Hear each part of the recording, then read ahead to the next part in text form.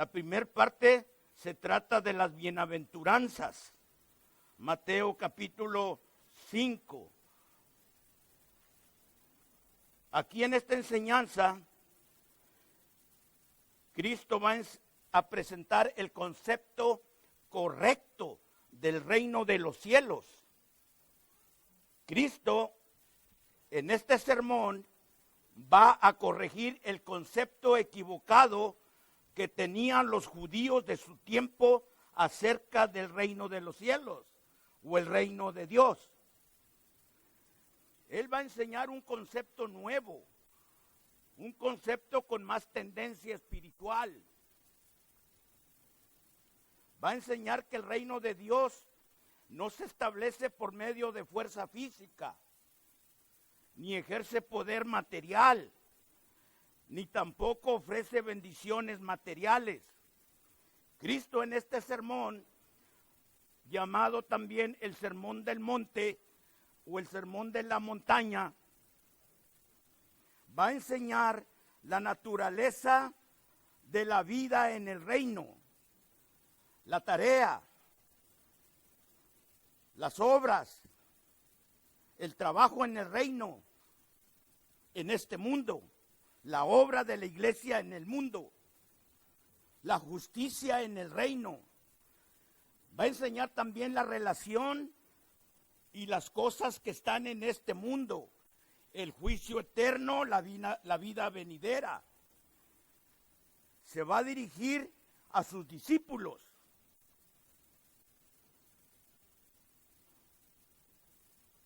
Pero no solamente a sus discípulos, porque dice la Escritura en Mateo capítulo 5, el versículo 1, empezando ya, dice, viendo la multitud, ¿ven? Viendo la multitud, subió al monte y sentándose vinieron a él sus discípulos. ¿De dónde venía esa multitud? Antes de empezar el capítulo 5, en el capítulo 4, el último versículo es el 25, y dice la Escritura, y le siguió mucha gente. ¿De dónde venía esta gente? Venía de Galilea, de Decápolis, de Jerusalén, de Judea y del otro lado del Jordán. Pero dice la Escritura, vinieron a él sus discípulos y abriendo su boca les enseñaba diciendo, ¿ven? El sermón del monte comienza cuando Cristo sube al monte con sus discípulos y una gran multitud. ¿Cuántos serían esa gran multitud? Eran varias provincias, varios países. No se sabe cuánto. Yo me imagino que varios miles. Yo tengo el derecho de imaginarme ciertas cosas. Pueden ser miles, no lo dice. Subieron la multitud tras él. Cuando termina el sermón del monte, en el capítulo 7 y empieza el capítulo 8, dice, y cuando descendieron del monte. Así que son 3 capítulos. Yo no sé cuánto tiempo me vayan a dar ustedes. Yo no termino en 10 lecciones ni en 10 sermones. Es algo bastante hermoso. Yo voy a presentarles a ustedes un pastel. Hermoso, delicioso y sabroso. Quizás no podamos comérnoslo todo ahorita. Pero yo estoy seguro que vamos a, por lo menos vamos a coger una rebanadita y saborearla. Sacarle todo el provecho a este gran sermón. Este es un gran pastel de chocolate de 3 leches y le hemos puesto vainilla y algunas fresas. Y está delicioso. Lo vamos a saborear. Nos vamos a deleitar. Vamos a comer de la palabra de Dios. ¿Estamos de acuerdo? Vamos a empezar. Cristo nos va a enseñar, hermanos, que nosotros no podemos cumplir, siguiendo con el punto que traía el hermano Artiga, muy bueno, claro que sí, nos va a enseñar que nosotros no podemos cumplir con los mandamientos por nuestro propio poder humano, no, sino por la gracia de Dios. Muy bien explicado. Gracias, hermano. Por la gracia de Dios. Como lo decía también el apóstol Pablo. Voy a recalcar algunos versículos que tomó el hermano Artiga. Gracias, hermano. Si usted me lo permite. ¿Verdad que sí? Dice, pero por gracia, de la gracia de Dios, dice el apóstol Pablo, yo soy lo que soy. Dice, y su gracia no ha sido en vano conmigo. He trabajado más que todos. Pero no yo, decía Pablo, sino la gracia de Dios que mora en mí. Estas palabras del apóstol Pablo son una descripción, hermanos y amigos que me escuchan, del carácter que una persona o de una persona que ya se ha convertido a Cristo, que es un cristiano verdadero. Gálatas 2:20 nos dice que el ser humilde es decir, con Cristo estoy juntamente crucificado. Dice, ya no vivo yo, sino Cristo vive en mí. Vive en mí nuestro Señor Jesucristo. Y lo que ahora vivo en la carne, lo vivo en la fe del Hijo de Dios, el cual me amó y se entregó a sí mismo por mí. En el ejemplo de nuestro Señor Jesucristo, en este sermón, que todavía no termino ni la introducción. Imaginan ustedes.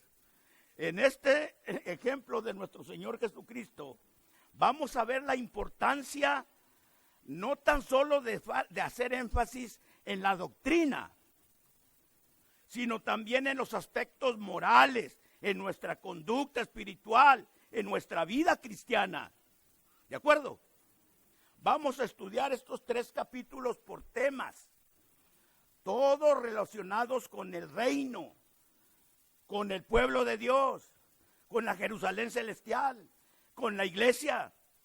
Todo es relacionado con la iglesia del Señor Jesucristo, nuestros hermanos y los salvos. Primeramente vamos a ver los pobres en espíritu. Mateo capítulo 5, versículo 1 en adelante. Vamos a leer unos versículos. ¿Me acompañan? Gloria a Dios. Viendo la multitud, subió al monte y sentándose, vinieron a él sus discípulos. Y abriendo su boca, les enseñaba diciendo, 3, bienaventurados los pobres en espíritu, porque de ellos es el reino de los cielos. 2, bienaventurados los que lloran, porque ellos recibirán consolación. Bienaventurados los mansos, porque ellos recibirán la tierra por heredad. Bienaventurados los que tienen hambre y sed de justicia, porque ellos serán saciados. Bienaventurados los misericordiosos, porque ellos alcanzarán misericordia. Bienaventurados los de limpio corazón, porque ellos verán a Dios. Bienaventurados los pacificadores, porque ellos serán llamados hijos de Dios. Bienaventurados los que padecen persecución por causa de la justicia, porque de ellos es el reino de los cielos. Bienaventurados sois cuando por mi causa os vituperen y os persigan y digan toda clase del mal contra vosotros mintiendo. Gozaos y alegraos, porque vuestro galardón es grande en los cielos, porque así persiguieron a los profetas que fueron antes que vosotros. Acompáñenme en una oración. Amantísimo Señor, estamos aquí delante de ti, en tu presencia, con un corazón cargado y abierto, dispuesto a escuchar de estos mensajes tan lindos que nos has predicado. Gracias, Padre, ábrenos el entendimiento y el corazón para recibir tu palabra con gozo y alegría. En Cristo Jesús te lo suplicamos. Amén y gloria a Dios. Viendo la multitud, subió al monte. Vinieron a él sus discípulos y abriendo la boca les enseñaba. La primer bienaventuranza. Bienaventurados los pobres en espíritu, porque de ellos es el reino de los cielos. ¿Qué es la palabra bienaventurado para usted? ¿Qué significa para usted? La palabra bienaventurado, según los diccionarios, dice que es una persona feliz, dichosa, bienaventurada. Esta palabra se usaba en una cualidad para describir la felicidad en que gozaban los dioses griegos, de un gozo más allá de todo cuidado. Bienaventurado significa feliz. ¿Están de acuerdo? Bienaventurado significa feliz, dichoso. También quiere decir felicidad, bienestar, prosperidad espiritual. En este sermón va a explicar Cristo quiénes son los que realmente tienen esta verdadera felicidad. Y va a enseñarnos que si tenemos este atributo en nuestro carácter, en nuestra vida, entre paréntesis, de humildad, vamos a ser bienaventurados. Vamos a ser. Las bendiciones en el reino de Dios, principalmente en el Sermón del Monte, depende de lo que seamos, de lo que somos. El apóstol Pablo conocía el verdadero gozo a pesar de que él pasaba por muchas pruebas, por muchos sufrimientos, por muchas tribulaciones. Muchas. ¿Son ministros de Cristo? Decía el apóstol Pablo. Como si yo estuviera loco. Yo más. Yo en trabajo, yo en fatigas, en azotes, en cárceles, en peligros de muerte muchas veces. De los judíos, decía Pablo, de los judíos he recibido 40 azotes menos uno. Sufría el apóstol Pablo, 3 veces he sido azotado con varas, 1 vez apedreado, 3 veces he padecido naufragio, 1 noche y 1 día he estado como náufrago en alta mar, en caminos muchas veces, en peligros de ríos, peligros de ladrones, peligros de los de mi nación, de sus propios hermanos judíos, peligros de los gentiles, peligros en la ciudad, peligros en el desierto, peligros en el mar. La lista está larga. Peligros entre falsos hermanos. Aquí me detengo, me pongo a pensar, ¿será posible? ¿Dónde está el cristianismo?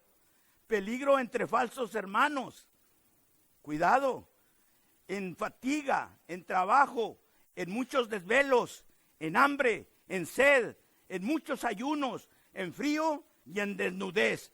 Y además de todas estas cosas que les he mencionado, lo que sobre mí agolpa cada día es la preocupación por todas las iglesias de Cristo. Qué hermoso, hermanos. En gran manera, y decía, continuaba como cuando escribió a los filipenses, en gran manera me gocé en el Señor, lo que yo al fin había revivido, porque había revivido vuestro cuidado en ustedes, de lo cual ustedes también estaban solícitos, pero os faltaba la oportunidad de predicarles. No digo yo, lo digo, dice Pablo, porque tenga escasez. No lo digo porque tenga escasez, pues he aprendido a contentarme con lo que tengo, cualquiera sea mi situación. Sé vivir humildemente, sé tener abundancia en todo tiempo y en cualquier tiempo, y estoy listo para ser enseñado, así como para ser saciado también, para tener hambre, para tener abundancia, como padecer necesidad también. ¿Por qué? El versículo 13 que ustedes se saben de memoria. ¿Por qué?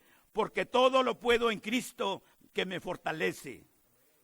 Esta felicidad, hermanos, no depende de la prosperidad material, ni de eventos agradables, sino en la condición de cada uno de nosotros con nuestra condición entre Cristo o nuestra relación entre Dios y nosotros. Hay contraste en las bienaventuranzas. Lucas también lo describe.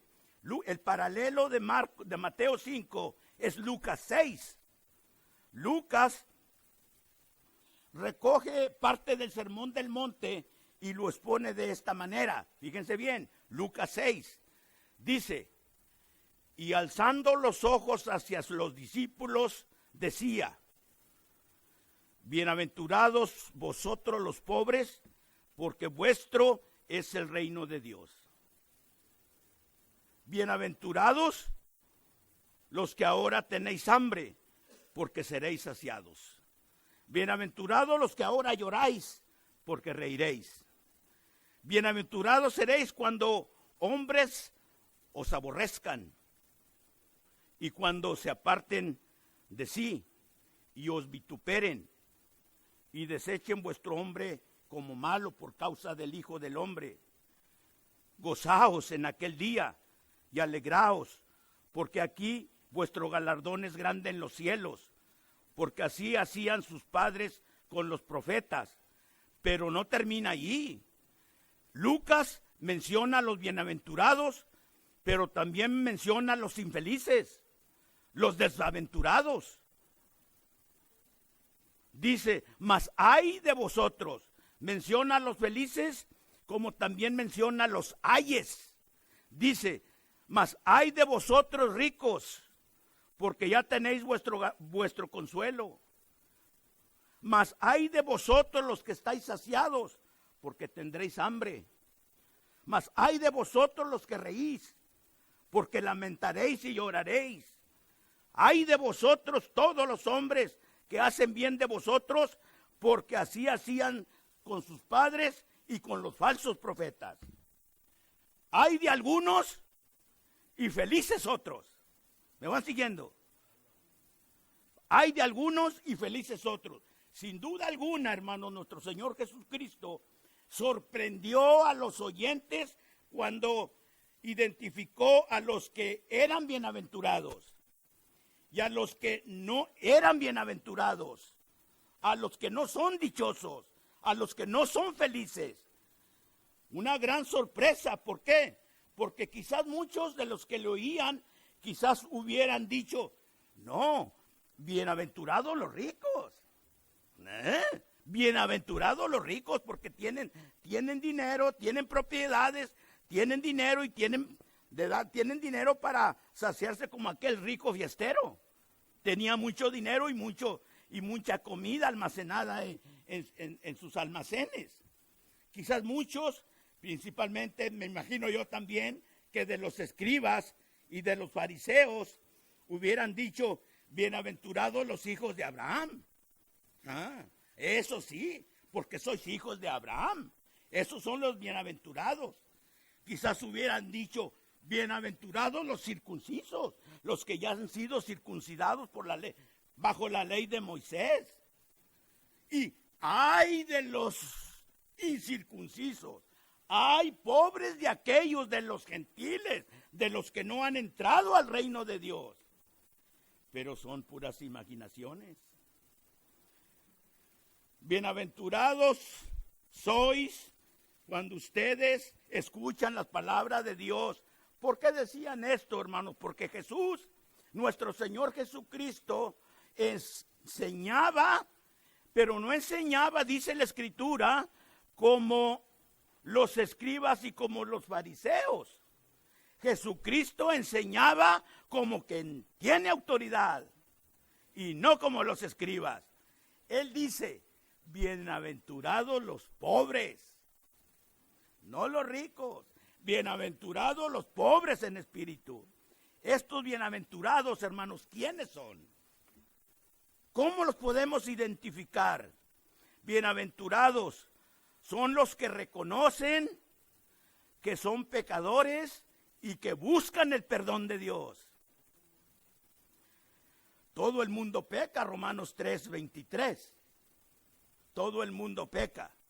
Sí, por cuanto todos pecaron y están destituidos de la gloria de Dios.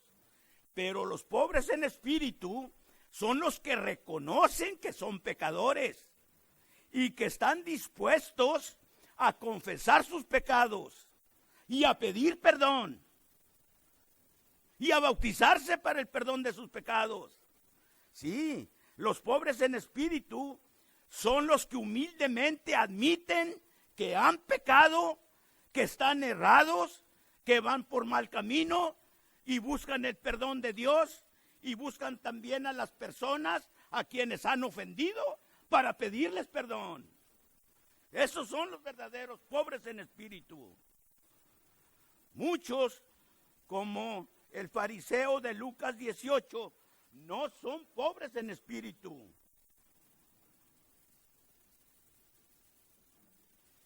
Ellos confiaban por sí mismos y menospreciaban a otros. Cuando vio Cristo que esto pasaba, dijo una parábola. 2 hombres subieron al templo a orar. Uno era fariseo y el otro publicano. El fariseo, decía Cristo en la parábola, decía, puesto en pie, oraba a sí mismo de esta manera. 2 puntos. ¿Cómo oraba? Dios, te doy gracias por lo que soy. Yo no soy como los otros hombres. Esos son ladrones, son injustos, son adúlteros y menos como este publicano que está ahí. Ayuno 2 veces a la semana. Doy diezmos de todo lo que gano. Mas el publicano, dice la Escritura, estando lejos, no quería ni aún alzar los ojos al cielo, sino que se golpeaba el pecho diciendo, Dios mío, sé propicio a mí que soy pecador. Os digo, dice Cristo, aquí está en la enseñanza de Cristo, os digo que éste descendió a su casa justificado antes que el otro. El gentil más que el religioso. Porque cualquiera que se enaltece será humillado. Y el que se humille será enaltecido. Gloria a Dios por esta palabra tan hermosa. Dios resiste a los soberbios y da gracia a los humildes. Santiago 4:6. Los resiste. ¿Qué es resistir a los soberbios? Resistir, desechar, apártate de mí. Tú no. Dios resiste a los soberbios, los hace a un lado, pero a los humildes los acoge en su gracia y da gracia a los humildes. El apóstol Pedro dice lo mismo y luego agrega una exhortación. En 1 de Pedro 5, versículo 5, escuchen.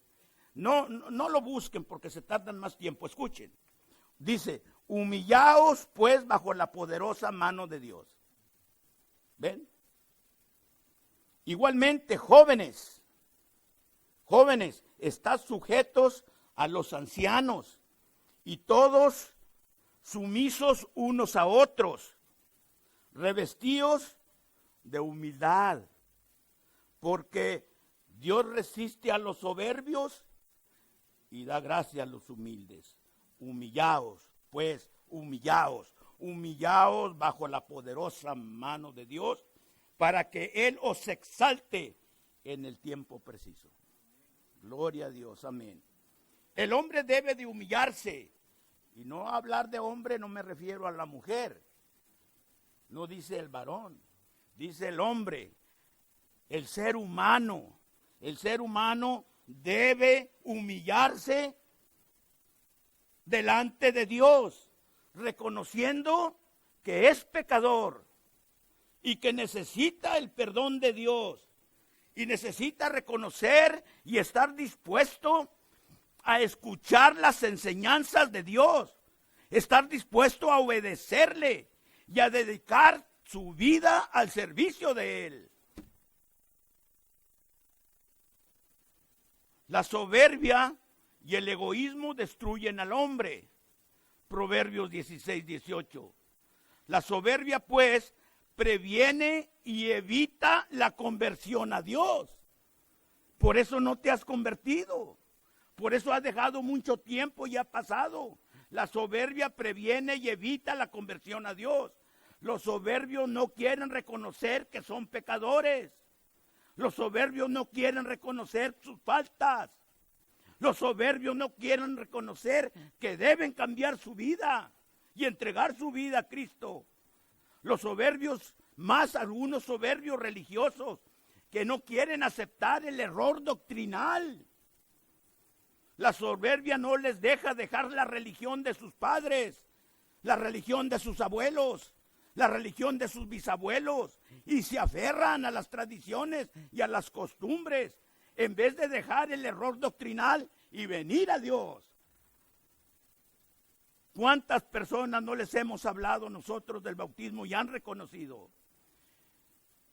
Y saben que verdaderamente este es el bautismo correcto. Y no han dado el paso necesario. No han corregido, porque no existe humildad en ustedes. Existe la soberbia, el orgullo, para dejar las tradiciones del mundo y volver a los principios de Dios. La única esperanza para los hombres en este día es que se humillen y sean pobres en espíritu, que reconozcan que están enfermos y que urgentemente necesitan el perdón de Dios. Sí, Señor. Sí. Los pobres en espíritu, cargados de pobreza espiritual y sin recursos espirituales, es decir, que el hombre trabaja para ganarse el pan de cada día, ¿verdad? El hombre trabaja para ganarse el pan diario, el pan de cada día. Correcto. Los pobres en espíritu saben que no pueden salvarse por sí solos. Jesús dijo a los fariseos: vosotros os justificáis a sí mismos. Y se justifican delante de los hombres. No, nosotros, los que hemos pasado, hemos reconocido que no podemos salvarnos a nosotros mismos, que necesitamos de la gracia de Dios, del poder de Dios. La actitud de esto era opuesto a los pobres en espíritu. El fariseo que estaba en el templo orando, dice la Escritura, que oraba consigo mismo. La oración de él no llegaba ni al techo del templo. Él oraba consigo mismo para él, hablando de sus grandes virtudes, de los grandes atributos que poseía. Oraba cuántas veces, ayunaba, daba diezmos y todos los grandes atributos que él poseía, justificándose a sí mismo. Pero no fue a causa de la gracia de Dios para salvar al ser humano. Aunque era judío, este fariseo no reconoció a Dios, no le pidió nada y ni gracias le dio. Dice la Escritura que oraba consigo mismo, a sí mismo. Apocalipsis 3, versículos 17, habla de una iglesia, de Laodicea.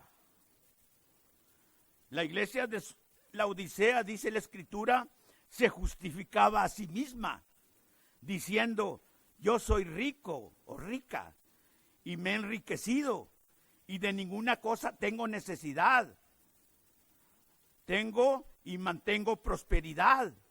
Pero Jesús le dice: ¿no sabes que tú eres una desventurada, una miserable, una pobre, ciega y desnuda? Hablando en términos femeninos.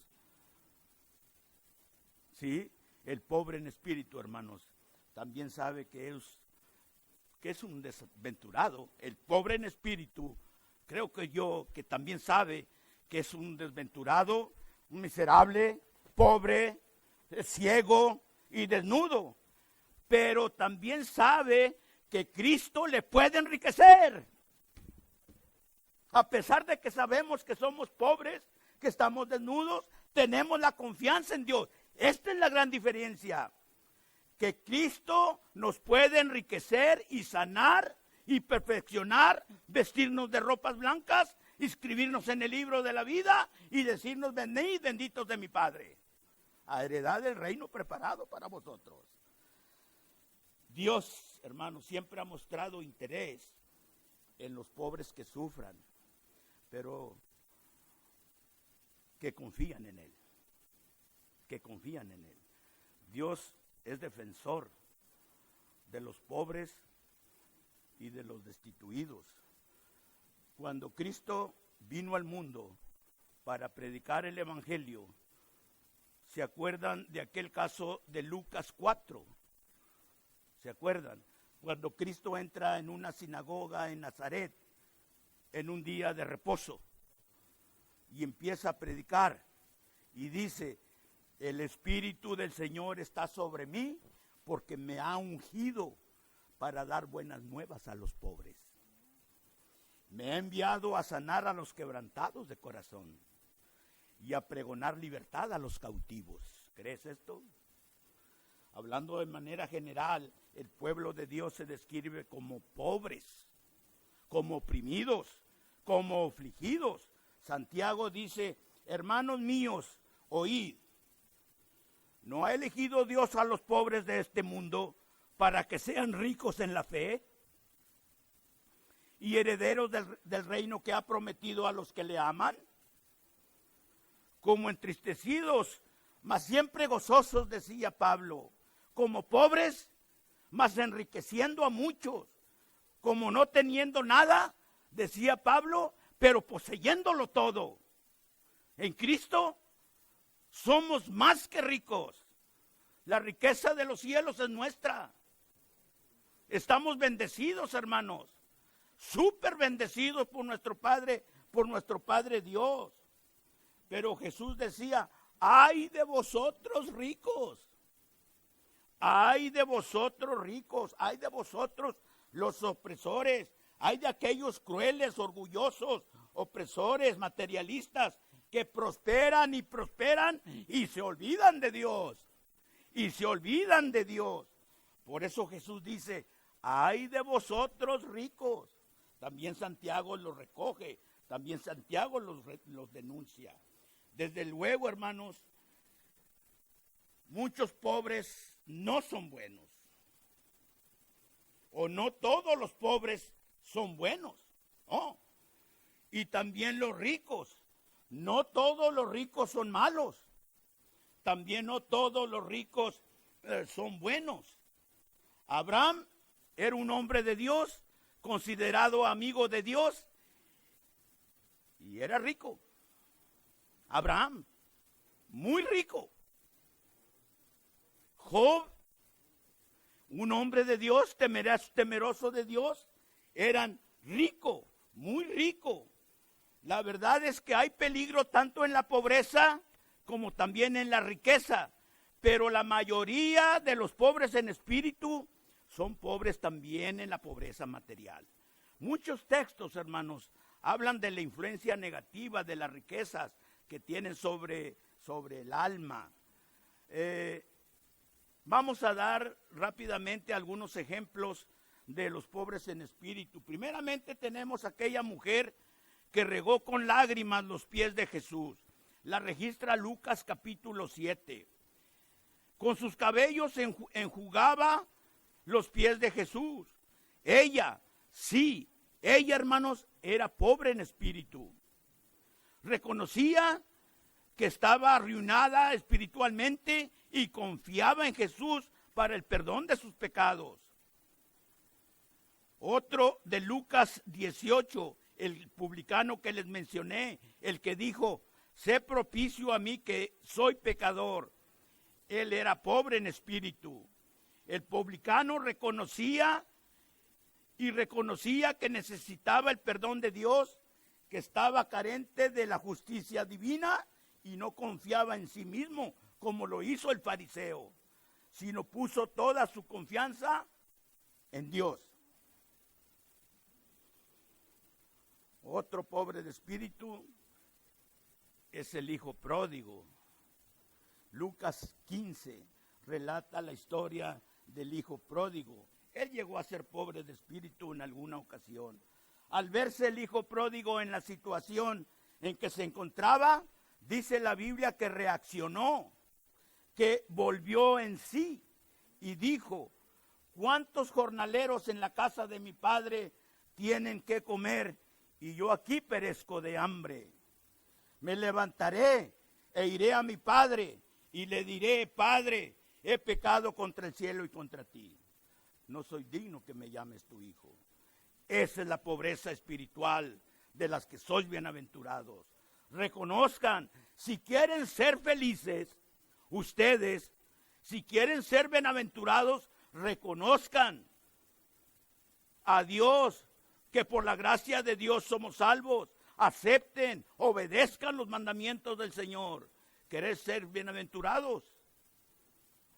Sí, así es. En el Salmo 51 se habla de David. En el Salmo 51 se habla de David después de que cometió pecado, tomó mujer ajena y mandó asesinar al esposo de esa mujer que él deseó. Cuando reconoció su pecado, dijo: Señor mi Dios, ten piedad de mí, conforme a tu misericordia, conforme a la multitud de tus piedades, y borra mis rebeliones. Ese es un pobre de espíritu, hermanos. Eso es lo que quiere Dios de cada uno de nosotros. Eso es lo que espera Dios. En el versículo 17 de este mismo capítulo dice: porque los sacrificios de Dios son el espíritu quebrantado, el corazón contrito y humillado, pero de los que no desprecias Dios. Dios quiere un corazón contrito y humillado ante su presencia. De los pobres en espíritu, dice la Escritura, de los pobres en espíritu, de ellos es el reino de los cielos. Porque estos le buscan, y les buscan para que les perdonen. Los pobres en espíritu, hermanos, son perdonados y serán perdonados y serán hechos ciudadanos del reino de Dios, del reino de los cielos. Hablar del reino de los cielos es hablar del reino de Dios. Hablar del reino de Dios es hablar de los hijos de Dios. Hablar de los hijos de Dios es hablar de la iglesia de Cristo. Hablar de la iglesia de Cristo es hablar de todos los salvos. Es hablar de todos los redimidos en todo el mundo, por toda la faz de la tierra. Él en vano,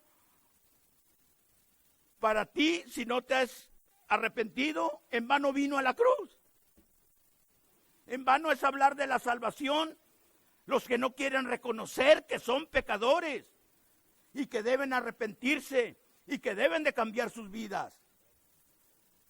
El médico no puede sanar al enfermo si el enfermo no reconoce que está enfermo.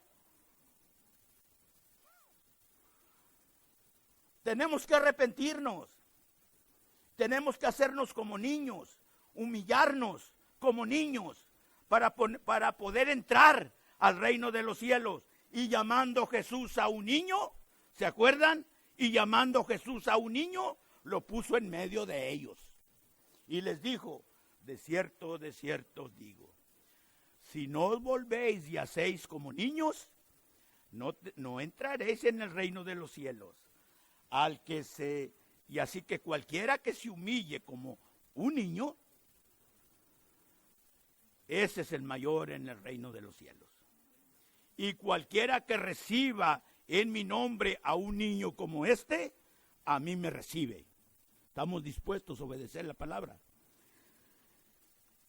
En Juan capítulo 3 dice: el que no naciere de agua y del Espíritu no puede entrar al reino de los dioses. Todo. El famoso rabino Nicodemo, él debería de arrepentirse, él debería de cambiar su vida. ¿Qué importaban las sotanas que traía, la ropa de púrpura, la ropa de color, que era rabino judío? ¿Qué importaba? Él necesitaba un arrepentimiento. Él necesitaba cambiar de vida. Él necesitaba nacer de nuevo. Por eso Cristo le dice a Nicodemo, el que no naciere de agua y del Espíritu, no puede entrar en el reino de los cielos. No importa qué puesto estás ocupando tú en el Sanedrín. ¿Qué importa? El que no nazca de agua y del Espíritu no puede entrar en el reino de los cielos. Esos son los pobres en espíritu, los que obedecen la palabra de nuestro Señor Jesucristo. No bastaba ser judío, no bastaba ser líder del Sanedrín, no bastaba ser un rabino que conocía toda la ley desde el principio hasta el fin. Cristo le dice a un necesario nacer otra vez. Era necesario que se arrepintiera y que fuera bautizado. Los pobres en espíritu no discuten la necesidad del bautismo, porque al saber que el bautismo es para perdón de pecados, al saber que el bautismo es para ser salvo, que es para remisión de sus pecados, con gusto pasan al frente y obedecen el evangelio de Cristo. Amén. Con gusto pasan. Unos está llorando y derramando lágrimas cuando aceptan a Cristo. Esos son los humildes de corazón. Los pobres en espíritu no son los que discuten, los que pelean en contra de la doctrina de Cristo. Pero ¿para qué bautizarte? Porque no lo dejamos para 6 meses. Porque no lo proponemos. Mira, vamos a examinar a este y a lo mejor trae un pecadito por ahí. ¿Y quién no peca? ¿Y quién no comete pecado?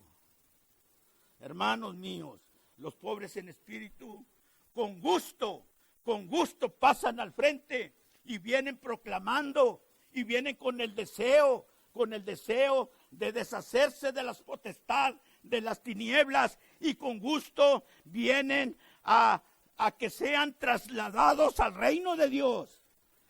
El reino de Dios de su Hijo amado no es ni más ni menos que la iglesia de Cristo. ¿Estamos de acuerdo? El reino de Dios es el reino de Cristo. Es la iglesia que Cristo fundó. Por Cristo mismo, Él la fundó, Él la estableció, de la cual usted y yo somos miembros. Termino, hermanos. Los pobres en espíritu son personas humildes que reconocen que son pecadores, que están destituidos de la gloria de Dios. Los pobres en espíritu reconocen que están en bancarrota y que sin Dios, sin Cristo no hay esperanzas. No, Señor. Los pobres en espíritu son los que crucifican la soberbia, el orgullo y la altanería. Son los que crucifican todo eso, pero reconocen que pueden justificarse con Dios, no a sí mismos. Compungidos de corazón, cuando se les predica la palabra, los tales, los pobres en espíritu, obedecen el evangelio de Cristo. Están dispuestos a admitir sus faltas, sus pecados, sus errores, y están dispuestos a confesar vuestras ofensas unos a otros y orad unos por otros para que seáis sanados. Porque reconocen que la oración del justo puede mucho. Vamos a ponernos de pie. Y a invitar. Cristo es el que invita. Y a invitar. La Biblia dice, termino con este texto, Primera de Juan, mientras Ernie se prepara con el himno. Termino con este. Primera de Juan 1:9. Si confesamos nuestros pecados, Él es fiel y justo para perdonar nuestros pecados. ¿Y para qué? Para limpiarnos de toda maldad. El que esté listo, pase al frente. Pase. Está la oportunidad abierta. Los cielos están abiertos para recibir a usted. Para que usted se ponga su nombre en el precioso libro de la vida. Vamos a cantar.